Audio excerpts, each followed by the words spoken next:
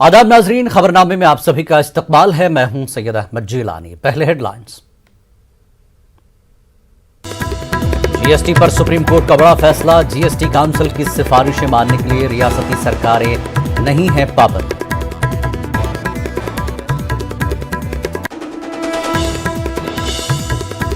कांग्रेस को अलविदा कहकर सुनील जाखड़ बीजेपी में हुए शामिल। जेपी नड्डा की मौजूदगी में जाखड़ ने बीजेपी में इख्तियार की शमूलियत।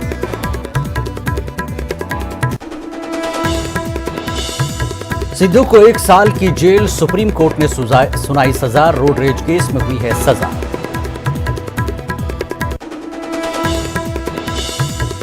ज्ञानवापी मस्जिद मामले पर सुप्रीम कोर्ट में समाअत। कल तक के लिए मुलतवी। सुप्रीम कोर्ट ने निचली अदालत की कार्रवाई पर भी लगाई रोक।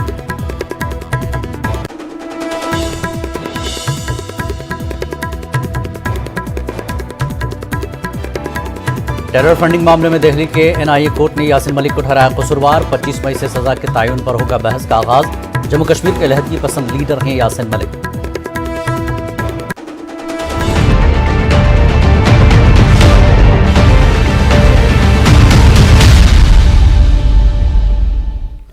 जीएसटी पर सुप्रीम कोर्ट ने बड़ा फैसला सुनाया है। जस्टिस डीवाई चंद्रचूड़ की क़यादत वाली बेंच ने कहा कि जीएसटी काउंसिल की सिफारिशात पर मरकज और रियासतें अमल करने की पाबंद नहीं हैं। अदालत के मुताबिक वफाकी ढांचे में जीएसटी पर कानून वज़ा करने का यकसा इख्तियार मरकज और रियासतों को हासिल है। अदालत का कहना है कि काउंसिल को मरकज और रियासतों के साथ तालमेल से काम करना चाहिए ताकि बेहतर नताइज बरामद हों।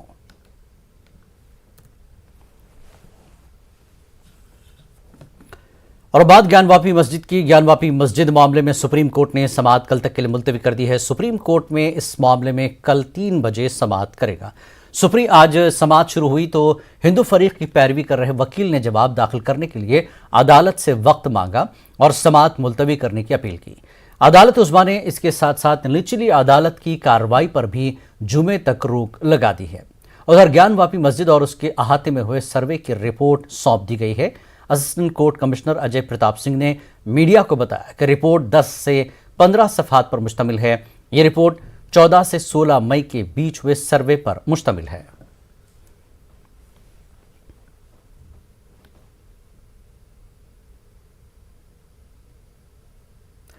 ज्ञानवापी मस्जिद के इमाम अब्दुल बातिन नौमानी ने ज्ञानवापी मस्जिद तनाज़े से मुतल्लिक़ रद्दमल दिया। उन्होंने कहा कि यह मस्जिद मुगलिया सल्तनत के हुक्मरान अकबर के दौर से भी बहुत पहले तामीर की गई। इस मस्जिद को शाहाने शर्किया जौनपुर के दौर में मुहद्दिस सुलेमान जौनपुरी ने तामीर करवाई है। इस ताल्लुक़ से दस्तावेजी सबूत भी मौजूद हैं। इमाम साहब ने कहा कि सियासी मफाद हासिल करने के लिए ये तनाज़ा खड़ा किया गया है।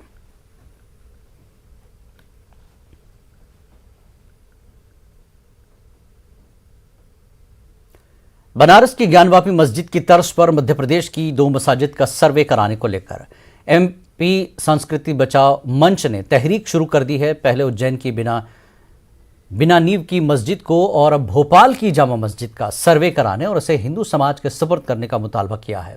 संस्कृत बचाओ मंच का कहना है कि भोपाल की जामा मस्जिद जिस जगह पर तामीर हुई है, यहाँ पर पहले शिव मंदिर था और सर्वे कराने से हकीकत साफ हो जाएगी। संस्कृत बचाओ मंच ने दोनों मसाजिद में सर्वे कराने का मुतालबे को लेकर आज मध्य प्रदेश के वज़ीर दाखिला डॉक्टर नरोत्तम मिश्रा से मुलाकात भी करेगा।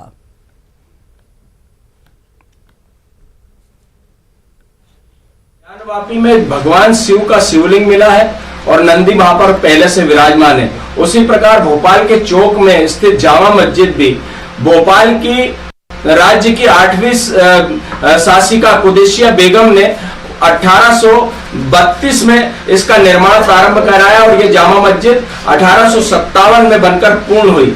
सुल्तान जहां बेगम ने हयाते कुस्सी में ये अपना उल्लेख किया है कि इसमें एक प्राचीन शिव मंदिर था, एक मंदिर था, उस मंदिर को तोड़कर इसका निर्माण कराया गया। हम माननीय गृह मंत्री नरोत्तम मिश्रा जी से और माननीय मुख्यमंत्री जी से मांग करते हैं कि पुरातत्व विभाग से इस जामा मस्जिद की भी जांच कराई जाए और सर्वे कराकर यहाँ पर भी अगर मंदिर है तो मंदिर को हिंदू समाज को सौंपा जाए। ऐसी संस्कृति बचाओ मंच मांग करता है। भारतवर्ष में जितने भी आताताइयों ने मंदिरों को तोड़कर मस्जिदों का निर्माण कराया है, वो सारे मंदिर जो है वापस सनातन धर्म को सौंपने चाहिए। और ज्ञानवापी मस्जिद के इमाम अब्दुल बातिन नोमानी ने ज्ञानवापी मस्जिद तनाज़े से मुतल्लिक़ रद्दअमल दिया है। आइए सुनते हैं।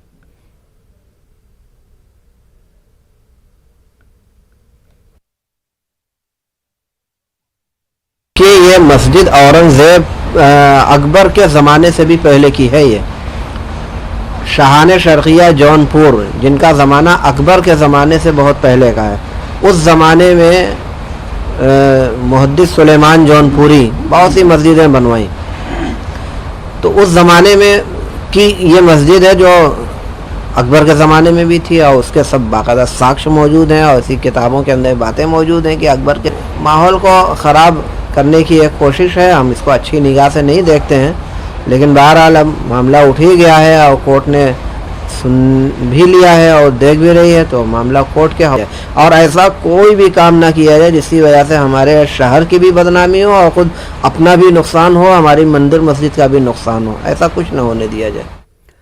काशी की ज्ञानवापी मस्जिद में शिवलिंग के पाए जाने के दावों के दरमियान मेरठ में मस्जिद के सामने कुएं के चबूतरे पर मूर्ति नस्ब करने की अफवाह को लेकर दो फिरके के लोग आमने सामने आ गए। इस वाक़े के पेश आने के बाद कुछ वक्त के लिए इलाके में कशीदगी का माहौल पैदा हो गया। इतला मिलते ही पुलिस ने मौके पर पहुंचकर हालात को काबू में किया। इसके बाद अमन कमेटी के जरिए मामले को हल करने की कोशिश की गई। कुछ लोगों को ये अनुमान हुआ इस निर्माण के बाद में कि शायद इसमें कुछ पूजा का स्थल बनाया जा रहा है, कुछ नई परंपरा डाली जा रही है। इसी संबंध में शांति समिति की और जिम्मेदार लोगों की क्षेत्र के मीटिंग थाना ब्रह्मपुरी में बुलाई गई थी, उसमें वार्ता हुई है। इसके बाद में कुछ लोगों ने इसको इस रूप से प्रचारित कर दिया कि यहाँ पर किसी प्रकार का तनाव या कोई झगड़ा। मैं आपको बता दूं, वहाँ पर फोर्स लगा हुआ है और दोनों पक्षों से वार्ता करी गई है। प्रकरण सबके संज्ञान में, किसी भी प्रकार की कोई नई परंपरा नहीं पड़ने दी जाएगी, इसके लिए प्रशासन कटिबद्ध है और यही शांति समिति की मीटिंग में लोगों से बताया गया है। ऐसी कोई बात नहीं, मूर्ति की तो कोई भी बात नहीं है। ये तो पता नहीं कहां से बात उठ के आ गई। और बात यही है जो मैंने आपको बताया कि चूंकि उसका जीर्णोद्धार कह लें उसको, चूंकि रोड से नीचा हो गया था, कूड़ा भर सकता था, तो उसको लेवल में लाया गया है और दोनों पक्षों को बताया गया है कि यहाँ पर किसी भी प्रकार का कोई नई धार्मिक परंपरा नहीं पड़ने दी जाएगी। प्रशासन इसके लिए बिल्कुल कटिबद्ध। टेरर फंडिंग मामले में Jammu Kashmir liberation front JKLF के चेयरमैन यासिन मलिक कसूरवार पाए गए हैं। दिल्ली की NIA कोर्ट ने यासिन मलिक को कसूरवार करार दिया है। 25 मई से सजा के तयन की बहस का आगाज होगा। वाज़ेह है कि जम्मू कश्मीर के अलहदगी पसंद लीडर यासिन मलिक ने इस केस में इक़बाल जुर्म कर लिया था। अदालत ने यासिन मलिक को माली तखमीना के ताल्लुक से हलफनामा दाखिल करने की हिदायत दी है। अदालत ने NIA को भी यासिन मलिक की माशी हालत मालूम करने की हिदायत दी। काबिल जिक्र है कि मरकज़ी हुकूमत ने पहले ही JKLF पर पाबंदी आयद की है।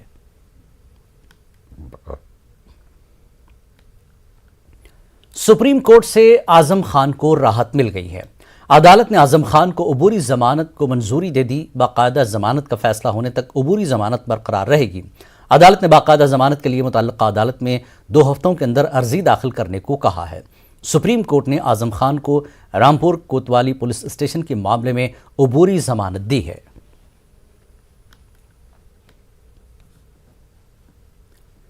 आजम खान के बेटे अब्दुल्ला आजम ने ट्वीट किया है और कहा है कि सुप्रीम कोर्ट जिंदाबाद। आजम खान को अबूरी जमानत मिलने पर यह ट्वीट किया है। 2 साल से जायद से सीतापुर जेल में आजम खान मौजूद हैं।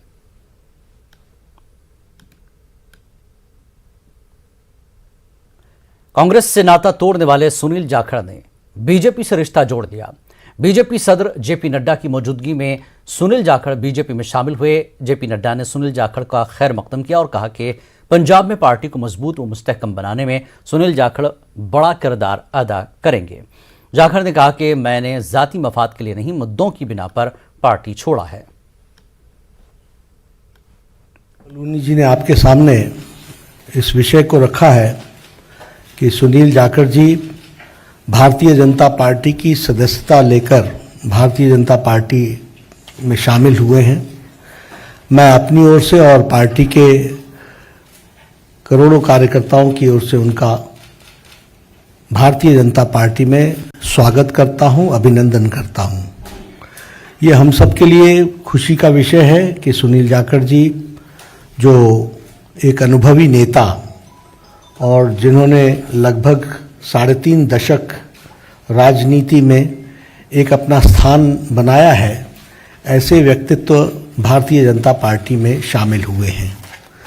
आपने कई जिम्मेवारियां निभाई हैं।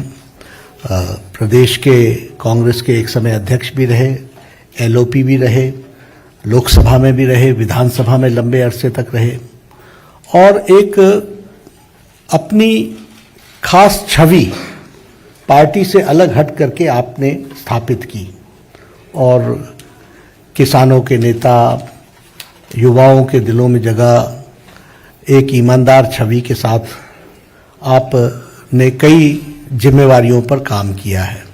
आज इस बीजेपी के मंच पे नड्डा साहब की हाजिरी में बीजेपी में शामिल होने का मौका आपने दिया, धन्यवाद नड्डा साहब। कोई आसान काम नहीं होता। 50 साल का संबंध मेरा कांग्रेस से है। हमारी 3 पीढ़ियां कांग्रेस पार्टी में सन 1972 से लेके आज 2022 तक हमने पार्टी को अपना परिवार समझ के अच्छे बुरे समय में साथ रहे हैं।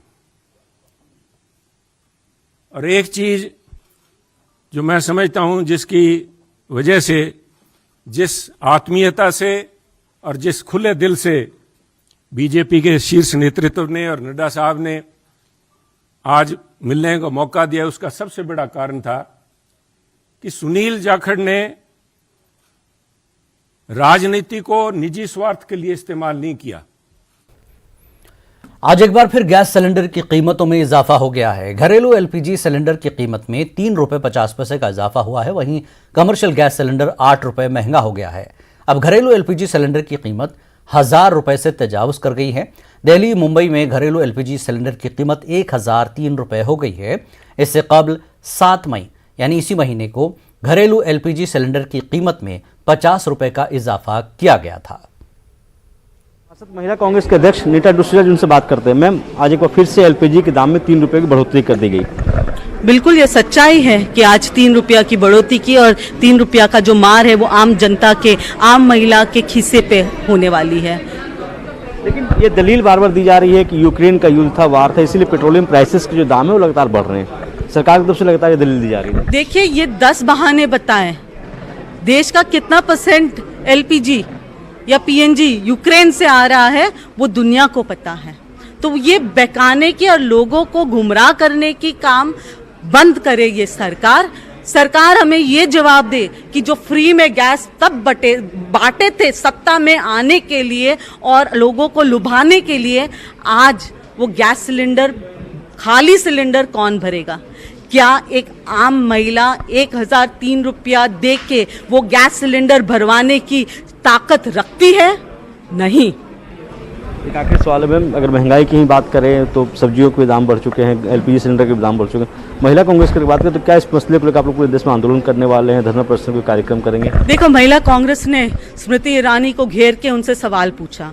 उनको पूछा गया ये दामों पे, गैस के दाम कम कब हुए। उसे उनके जो बीते दिन जब वो सत्ता में नहीं थी, 8 साल पहले वाले दिन भी याद दिलाया जब वो गैस सिलेंडर उठा उठा के चिल्लाती थी बहुत हो गया है महंगाई की मार। अब उनको ये महंगाई की मार नहीं दिखाई दे रही है जब वो खुद एक कैबिनेट मिनिस्टर है और महिलाओं को सही मायने में महिलाओं की आवाज बन के वो अपने ही सरकार से वो सवाल कर सकती है। तो स्मृति ईरानी गूंगी बैरी क्यों बैठी है उस सत्ता में? अगर उसमें इतनी भी कॉन्शियस हो और याद करे उनके पुराने दिन जब उन्होंने लोगों को गुमराह करने का काम किया, तो उनको अपने इस सरकार से रेजिग्नेशन देनी चाहिए। मीडिया से बातचीत के लिए शुक्रिया। वीडियो जर्नलिस्ट वीनू के साथ रवि सिसोदिया, न्यूज़ 18 दिल्ली। आज़मीन की रहनुमाई के लिए नांदेड़ में खिदमत हज्जाज कमेटी और खादिम हज्जाज ट्रस्ट की जानिब से हर साल मुतादिद तरबियती कैंप रखे जाते हैं। इस साल का पहला तरबियती कैंप शहर के फेमस फंक्शन हॉल में मुनक्किद किया गया। इस मौके पर फेडरेशन के सदर साजिद अनवर और सेक्रेटरी मोहम्मद फैसल ने आज़मीन के सफ़र हज के उन्वान से बेहतरीन रहनुमाई की, जिसमें उन्होंने सफ़र हज पर रवानगी के दौरान किन किन बातों का खुसूसी तौर पर ध्यान रखना चाहिए, इस बारे में अपने तजुर्बात की रोशनी में मालूमात दी। आज़मीन की जानिब से पूछे गए सवालात के भी इत्मीनान बख्श जवाबात दिए गए। इस मौके पर खिदमत हुज्जाज कमेटी की जिम्मेदारान मौजूद थे। फेमस फंक्शन हॉल में यह प्रोग्राम लिया गया। कोरोना के हालात के बाद इस साल हिंदुस्तानी हाजियों को खुशखबर मिली कि हज 2022 के लिए हिंदुस्तानी हाजी जा सकेंगे। कोरोना पाबंदियों के चलते हुए सऊदी हुकूमत के जानिब से 65 साल से ज़ायद हुज्जाज इकराम को इस साल मायूसी का सामना करना पड़ा है। वो इस साल सफ़र हज पे नहीं जा रहे हैं। 65 साल से कम उम्र के हुज्जाज इकराम इंशाअल्लाह इस साल हज को जाएंगे। अंदाज़न 17 जून के बाद से महाराष्ट्र की परवाज़ें बम्बई एयरपोर्ट से जाने की उम्मीद है। आज नांदेड़ ज़िले का पहला तरबियती कैंप मुनक़िद किया गया था, जिसके अंदर तकरीबन 180 हुज्जाज इकराम ने शिरकत की। आज का मौजू सफ़र की तैयारी, एहराम और उम्रा है। अल्हम्दुलिल्लाह एहराम और उम्रे की तफसीलात फेडरेशन के सदर जनाब साजिद अनवर साहब ने दी और हाजियों को तमाम मुकम्मल अरकान के ताल्लुक़ से बताया और खुसूसी हिदायतें दी।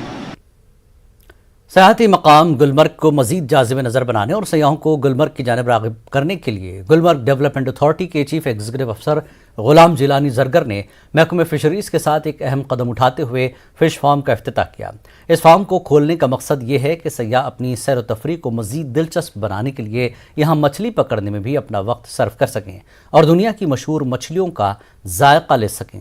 इस इक़दाम पर सयाहों ने खुशी का इजहार किया। उधर गुलाम जिलानी जरगर ने गुलमर्ग केबल कार के एमडी के बतौर इजाफी चार्ज संभालते हुए गुलमर्ग गंडोला का भी जायजा लिया।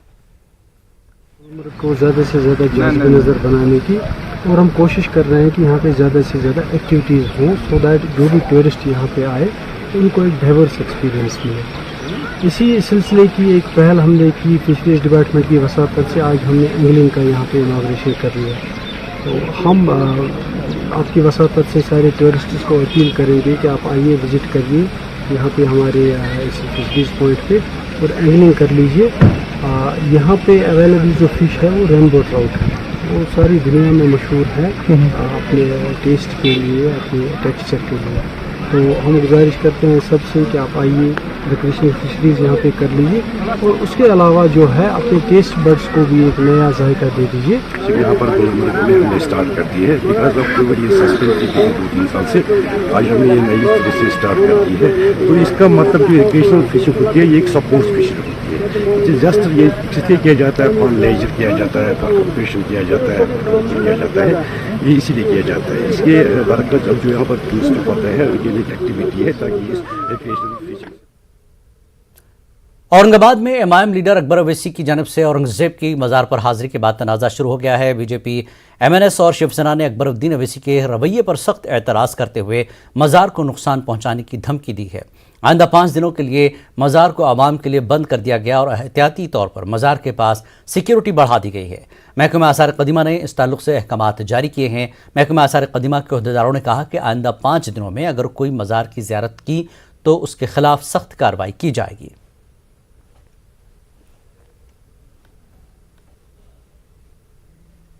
मेरा नाम है निशान अहमद खादिम औरंगजेब रहमतुल्लाह अलैह।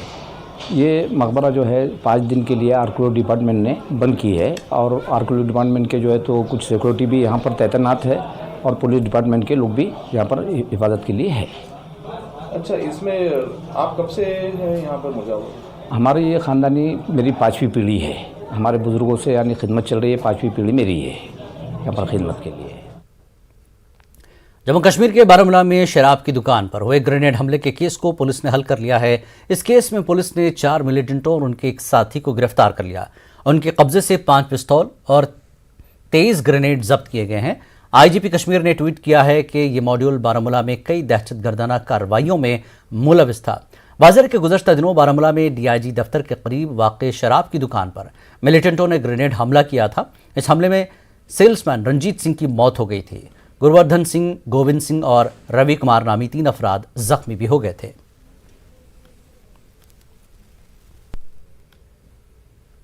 बारामूला पुलिस और आर्मी 46 RR की तरफ से यहाँ पे जो हमने ये आज मॉड्यूल बस्ट किया है, ये लश्कर तोयबा का जो फ्रंट बना है TRF, उसका फॉकन स्क्वाड उनकी तरफ से जो नाम नहाद बना है, उसने उनके क्लेम के हिसाब से कार अंजाम दिया था और हमने इसी मॉड्यूल को जो है बस्ट किया है और इनके जो कारकुन हैं उनको हमने अरेस्ट किया है।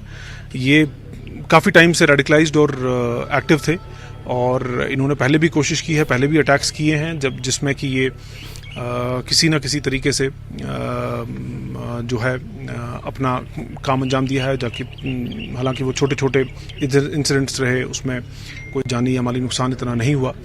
बट अब इस मॉड्यूल के बस्ट होते ही जो रिसेंट अटैक इन्होंने किया था, एक बड़ा सेंसेशनल टाइप का अटैक किया था इन्होंने, और हमने ये मॉड्यूल बस्ट करके मुझे लगता है कि हमारी इन्वेस्टिगेटिंग एजेंसीज को इसमें मेरे को दाद देनी पड़ेगी कि उन जो टीम्स इसमें इन्वेस्टिगेट कर रही थी उन्होंने बहुत मेहनत की, और सारे क्लूज जो हैं वो अभी तक मुझे लगता है कि अनप्रेसिडेंटेड है कि जिस टाइप के क्लूज हमने लिए हैं, जैसे कि हमने ग्रेनेड लीवर वहाँ पे जो है उससे फिंगरप्रिंट्स लिए हैं, जैसे कि वहाँ पे हमने जो कुछ हमें वहाँ पे लीड्स मिली उनको कैसे फॉलो किया, इसके अलावा वहाँ पे सीसीटीवी फुटेज को कैसे फॉलो किया गया ताकि एक पूरा रूट बने कि जहाँ से ये अटैक हुआ और फिर किस तरफ भागे, और फिर उसके बाद जो रिकवरीज हुई उनमें कैसे टेक्निकल और ह्यूमन लीड्स की बेसिस पे वो सारा केस जो है वो सामने आया।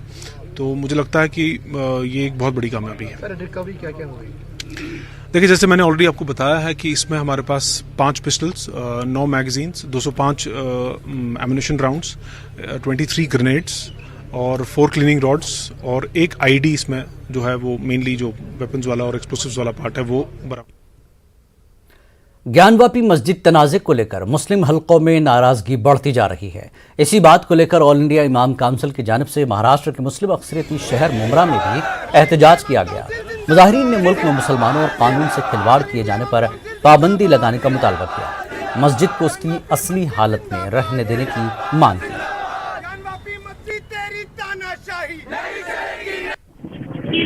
ऑल इंडिया इमाम काउंसिल की तरफ से पूरा ऑल इंडिया लेवल पे हर स्टेट में हर डिस्ट्रिक्ट के अंदर प्रोटेस्ट रखा गया है।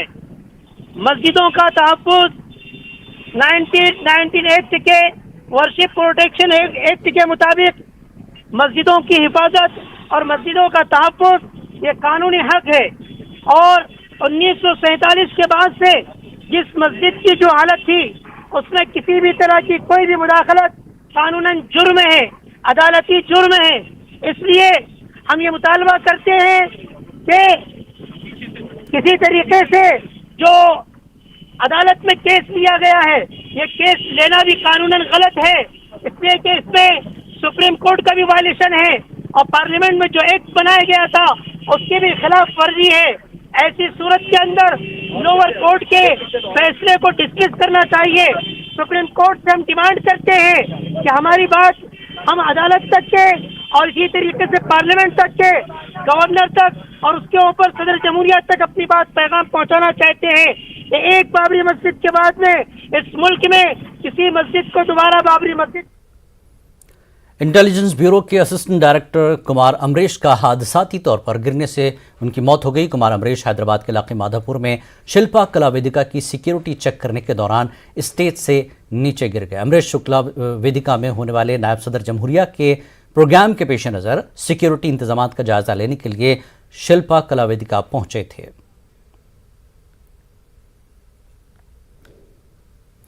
मजहब के नाम पर नफरत नहीं मोहब्बत फैलाई जाए, फ़िरका परस्ती नहीं दोस्ती को आम किया जाए, इसकी एक अमली मिसाल बेंगलुरु में देखने को मिली। आप देखिए खास रिपोर्ट। हमें दीजिए इजाज़त। आदाब।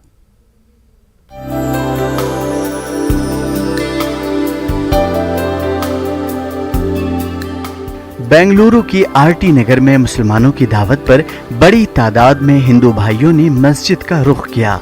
इत्तेहाद का ये मंजर मस्जिद आला में देखने को मिला। मस्जिद आला की कमेटी और जमात इस्लामी ने मिलकर बिरादरान वतन के लिए ईद मिलन और मस्जिद दर्शन प्रोग्राम का इनेकाद किया था। यहाँ आए हिंदू भाइयों ने नमाज मगरिब की अदायगी का नज़ारा किया। साथ ही नमाज के बाद हुई तकरीब में जमात इस्लामी हिंद कर्नाटका के सेक्रेटरी अकबर अली ने कन्नड़ी जुबान में वुजू, अजान, नमाज और चंद दीगर अमाल की जानकारी पेश की। मस्जिद के मिंबर मेहराब, मीनार दीवार की अहमियत बयान की गई। मस्जिद दर्शन का मौका फराहम किए जाने पर बिरादरान वतन ने खुशी का इजहार किया।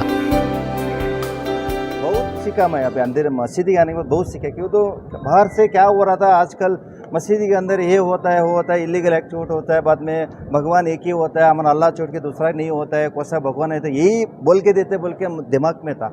हम अंदर आने के बाद मालूम पड़ रहा है मेरे को ये सब लोग भगवान एक ही होता है, सब कुछ धोखा नहीं करना, किसी से भगवान को या बहुत सिर झुका के नमाज करना है, बड़ा लोगों को इज्जत करना है, किसी को धोखा नहीं करने जैसे आजू बाजू से अच्छा से हम दोस्त करना है। आज हिंदू और मुस्लिम एक रह के बोल के रहना बोल के ये फंक्शन किया था। So this is a good initiative. I feel we are all brothers, and this shows us, and they explained us what about the Muslim, how they pray, what they do. So which is a knowledgeable thing which is required for each and everyone. Today in this generation of India, what is going on, we can see that there is a lot of divisive forces that is going on. Such initiatives brings us together. This our country has a history of 70 years of where unity is our strength. इस मौके पर इशाइया का एहतमाम किया गया था। मुंतज़िमीन इजलास ने कहा कि इस मस्जिद में पहली मरतबा इस तरह का प्रोग्राम मुनक़िद किया गया है। देर आयद दुरुस्त आयद, एक दूसरों को समझने, शिकवा शिकायतों को दूर करने, आपस में मेल मिलाप कायम करने का ये मौका काबिल कद्र साबित हुआ। हम लोग एक ईद मिलन और मस्जिद दर्शन के नाम से प्रोग्राम ऑर्गेनाइज किए, जिसमें नॉन मुस्लिम ब्रदरान और हमारे हम वतन भाई उनको सब बुला के कि मस्जिद क्या है, वो मस्जिद में हम क्या पढ़ते हैं, नमाज हम कैसे पढ़ते हैं, नमाज का क्या मतलब है, नमाज में जो पढ़े गए सूरों की उसकी तर्जुमात करके नमाज का हमने और मस्जिद का हमने उनको समझाया कि ये नमाज है। हमारा मज़हब दीन इस्लाम जो है वो सबसे मोहब्बत का पैगाम देता है, तो उस सिलसिले में ये जो कोशिश हुई है इसको हर जगह होना चाहिए। अपनों में बहुत से प्रोग्राम कर लेते हैं, लेकिन कोई प्रोग्राम ऐसा हो जो गैरों तक भी जाए, इस वास्ते कि उनको हम लोगों को समझने, हमारे दीन को समझने, हमारे उसूलों को समझने आसानी हो। कि मस्जिद के ज़िम्मेदारान जब गैर मुस्लिम भाइयों से उन्होंने मुलाकातें की तो लोगों ने बड़ी खुशी का इजहार किया कि मस्जिद के ज़िम्मेदार हमारे घर तक आए हुए हैं। आज हम देखते हैं कि इस प्रोग्राम के अंदर बड़ी तादाद में गैर मुस्लिम भाई तशरीफ़ लाए हैं। समाज में आजकल मस्जिदों से आज़ान, मंदिरों से घंटियों की गूंज से ज़्यादा अब कहीं सियासी शोरगुल, नफरत का शोर शराबा सुनाई दे रहा है। यही हंगामा मीडिया में भी जगह बना रहा है, लेकिन ज़मीनी सतह पर बेंगलुरु और दीगर शहरों में लोगों में अखुवत व भाईचारे को परवान चढ़ाने के लिए ऐसी कई कोशिशें हो रही हैं जो समाज के लिए खुशाइंद हैं। न्यूज़ 18 उर्दू के लिए बेंगलुरु से रऊफ अहमद हल्लोर की रिपोर्ट।